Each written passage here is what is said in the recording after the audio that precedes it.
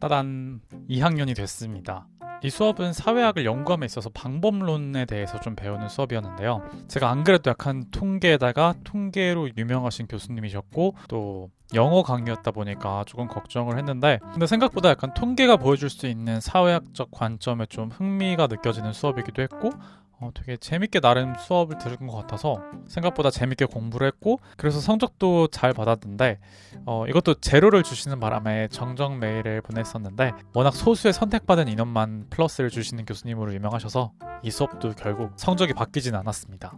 이 수업은 지난 학기에 들었던 사회학의 역사와 고전이론이라는 수업과 연결되는 수업인데요. 교수님도 같은 분께서 맡으셨었습니다. 지난번 수업과 같이 흥미롭고 재밌어서 되게 열심히 또 배우고 공부를 했는데, 이번에도 어김없이 A0를 주시더라고요. 물론 당연히 교수님께서 뛰어나시니까 제가 그 기준에 못 미쳤을 거지만 2학기 연속으로 A0를 주시니까 좀 섭섭하기도 하고 한편으로는 오기가 생기기도 하는 그런 수업이었던 것 같아요. 근데 여기서 킬포인트는 출티를 자주 하던 저의 동기가 저의 성적을 보고 하는 말, 형 A0 받았어? 나도 A0 받았는데.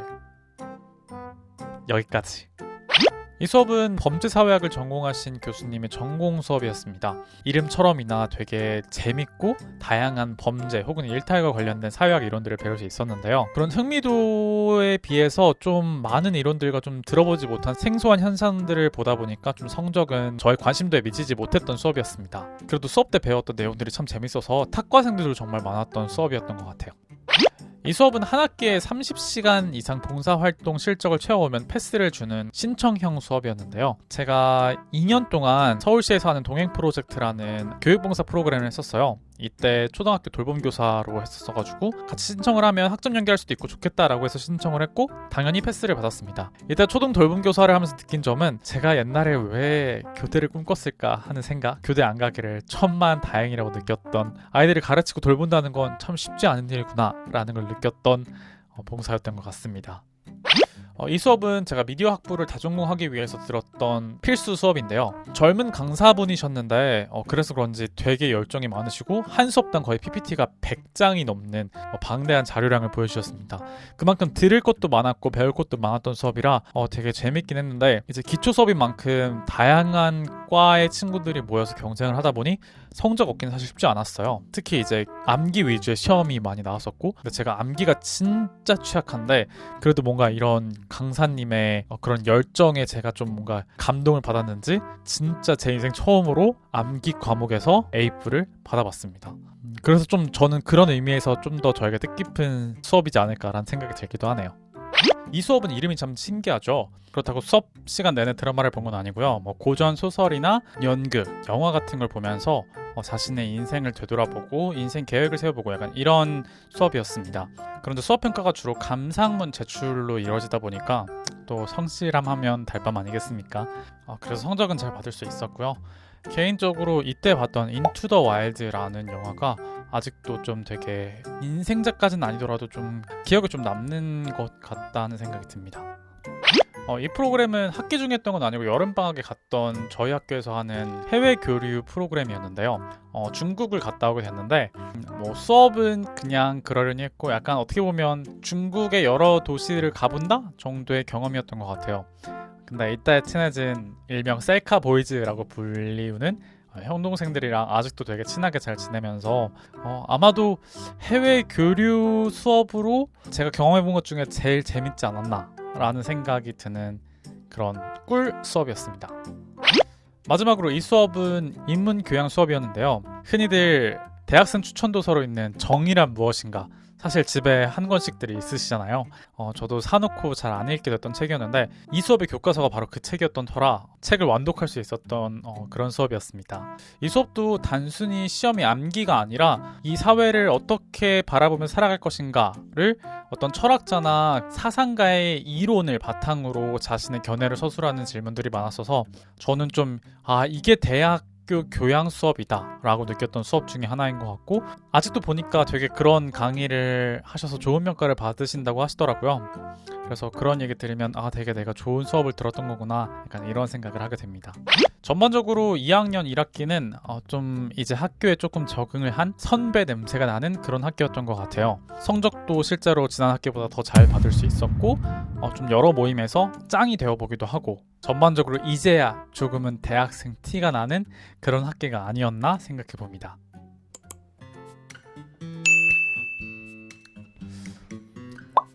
네, 2학년 2학기가 됐습니다. 역대급 바빴던 한 학기였는데요. 먼저 첫 번째 수업은 과학기술 분야의 교양 수업을 하나 들었어야 돼서 주변의 추천을 듣고 선택한 수업인데요. 무려 야간 수업이었습니다. 이름만 봤을 땐 뭔가 되게 재밌어 보이고, 또 먹는 거 좋아하는 저로서는 다양한 걸 배울 수 있다고 생각을 했는데, 정말 다양한 나라의 다양한 먹거리를 배우긴 해요. 문제는 그걸 다 외워야 한다는 게 문제일 뿐이죠. 그래서 저의 저주받은 암기력은 역시나 수업을 따라가지 못했고 겨우겨우 빗불이라는 성적을 얻게 됐습니다. 이 수업은 제가 광고학이 아니라 언론학으로 다전공을 하고 싶다는 마음을 곧저 잡고 듣게 된 언론학 전공 수업인데요. 말 그대로 방송 매체가 어떤 역사를 갖고 있는지에 대해서 배울 수 있는 수업이었습니다. 근데 이 수업에서 저는 기억에 남는 게 KBS의 무슨 클래식 프로그램을 하나 방청 갔던 게 있거든요. 그게 제일 기억에 남고, 그 이유가 그때 이제 인터뷰 같은 것도 해가지고 방송에 제 인터뷰본이 짧게 나갔었거든요. 너무 초췌한 대학생 얼굴로 나가서 그래서 좀 잊혀지지가 않는 것 같습니다. 유튜브에서도 확인할 수 있는데 차마 제 걸 보여드리기가 뭐해서 알려드리지는 않겠습니다. 이 수업도 이제 언론학의 방법론 수업이었는데요. 이 수업 때 배운 내용이 사실 지난 학기 다 배운 내용이어서 수업이 딱히 막 머릿속에 들어오지는 않았고, 그나마 기억에 남는 건 팀플로 마이리틀 오디오 분석했던 거랑, 굳이 각 조의 팀장은 여자가 해야 된다 라고 했던 거랑, 제가 이때 한번 아파가지고 응급실 실려갈 뻔 했던 적이 있거든요. 그렇게 아팠던 기억? 이 정도가 기억에 남는 것 같습니다. 이 수업도 암기해서 쓰는 게 너무 많았는데 진짜 제 암기력은 여기까지인지 역시나 좋은 점수를 받지 못했습니다. 이 수업도 이제 언론 수업이었는데요. 뉴스 기사에 대한 이해와 그다음에 실제로 기사 쓰는 게 시험이었어요. 저는 이제 방송국 생활을 했었기 때문에 기본적으로 기사에 대한 이해도와 좀 기사를 많이 읽었던 경험이 있었고, 이 수업을 들으면서 보도부 동기한테 기사 작성법 이런 것도 좀 배워서 저는 무난하게 A뿔을 받을 수 있었습니다. 근데 정작 웃겼던 건 저를 그렇게 가르쳐줬던 보도부 동기는 A0를 받았다는 사실, 참 아이러니하죠.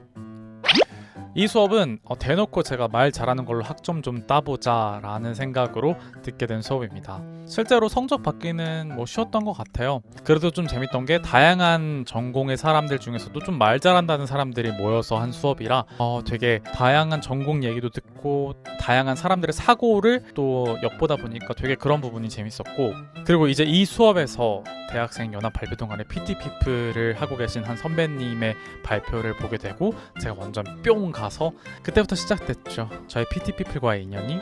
실제로 전역을 하고 나서 PT피플에서 1년간 활동을 했고 정말 애증이 많이 남는 동아리입니다.